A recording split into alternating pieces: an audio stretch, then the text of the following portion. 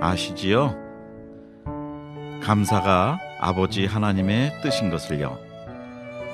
여러 영적 장애들 중에 감사 장애라는 것이 있습니다. 감사 장애라는 것은 마음에 감사가 메마르고 감사할 일도 감사를 못하는, 감사하는 마음이 마비되어 있는 것을 말합니다. 영적인 건강이 있다면 반면에 영적인 병, 영적인 장애들도 있습니다. 이스라엘 백성들은 400년 애굽의 종살이에서 해방된 후 광야에서 만나를 먹고 메추라기를 먹고 반석에서 물을 마시지만 하나님께 감사하지 못합니다. 허허벌판 아무것도 없는 황무지에서 먹이시고 입히시는 하나님께 감사를 못합니다. 성경에는 감사하지 못하는 이스라엘, 그 결과로 일어나는 일들이 적나라하게 기록되어 있습니다. 감사 장애가 있으면 우선 죄를 느끼지 못해서 회개가 안 됩니다. 하나님께 드리는 기도가 없습니다. 주님이 주시는 기쁨을 느끼지 못합니다. 감사 장애가 있으면 하나님의 은혜를 기억 못합니다. 하나님이 하실 일들을 기대 안 합니다. 예배를 쉽게 생각하여 소홀히 합니다. 하나님 자녀로서의 능력이 없습니다. 감사 장애가 있으면 감사 소경, 감사 귀머거리, 감사 벙어리, 감사 안진뱅이가 되는 원인이 됩니다. 감사는 영적 전쟁입니다. 마귀는 불평 바이러스를 크리스찬들 마음속에 집어넣어 주어 범사에 감사하기보다는 범사에 불평을 하도록 합니다. 불평이 시작되면 감사가 마비가 됩니다. 감사 마비는 감사 장애로 이어집니다. 신앙을 훈련할 때 감사 신앙이 되도록 하는 것이 우선입니다. 예수님이 십자가에서 피 흘려 죽으심으로 나의 죄가 씻음을 받았고, 예수님이 부활하심으로 나도 죽음의 권세에서 이기게 되었고, 예수님을 나의 구주로 영접한 나는 영원한 생명을 얻었고, 나는 공로 없지만 오직 예수님의 은혜로 구원받은 자녀가 되었다는 사실, 이것은 오늘의 현실이 어떠하든지 구원받은 것 하나만으로도 평생 감사입니다.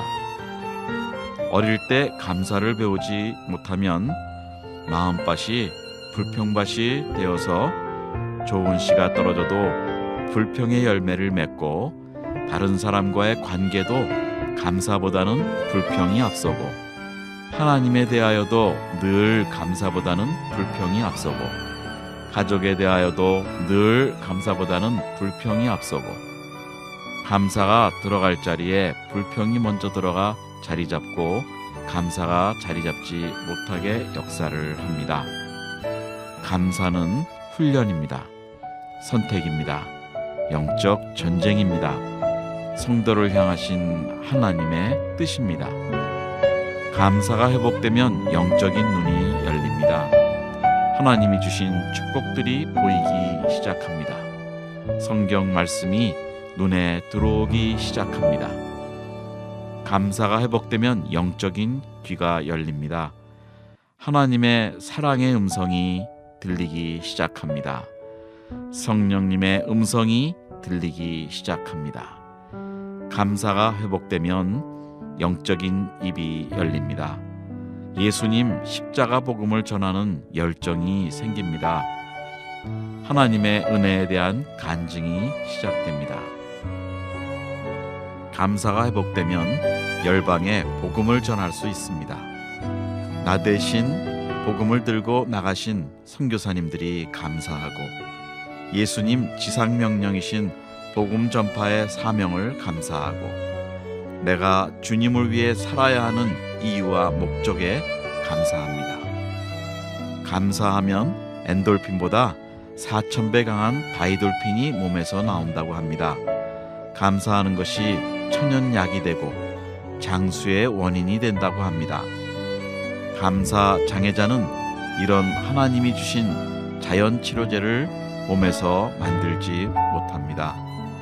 선교지에서 선교사님들이 현지 교회를 개척하고 제자 훈련을 하고 지도자를 양성하는데 우선적인 훈련 중에 하나가 감사 훈련입니다.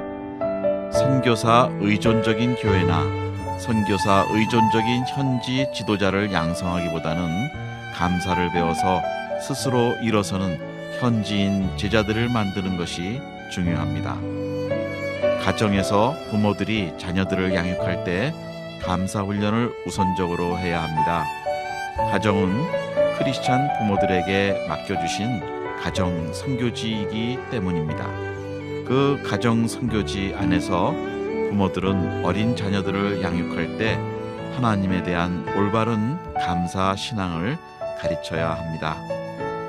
불평 바이러스에 감염된 성도님들, 불평 바이러스에 공격당하고 있는 선교사님들, 불평 바이러스에 도전받고 있는 목사님들, 불평 바이러스에 공격받고 있는 가정들, 부부들, 자녀들, 감사 신앙을 회복하시기를 기도합니다.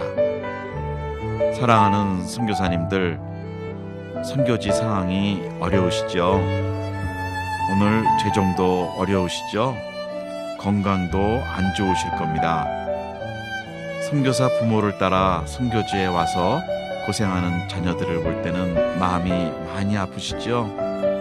사역도 제자리 걸음을 하고 있는 것처럼 보이시죠?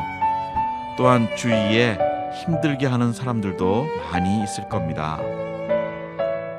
그러나 우리 주님이 함께 매일매일 하루를 동행해 주십니다. 우리 감사하십시다.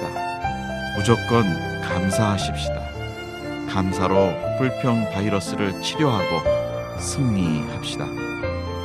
우리의 작은 수고로 인하여 열방의 한 영혼이라도 주님께 돌아오면 우리의 삶은 세상의 그 무엇보다 가치가 있는 삶입니다. 시편 50편 23절에 말씀하시기를 감사로 제사를 드리는 자가 나를 영화롭게 하나니 그의 행위를 옳게 하는 자에게 내가 하나님의 구원을 보이리라 라고 하셨습니다. 사랑합니다. 축복합니다. 감사합니다.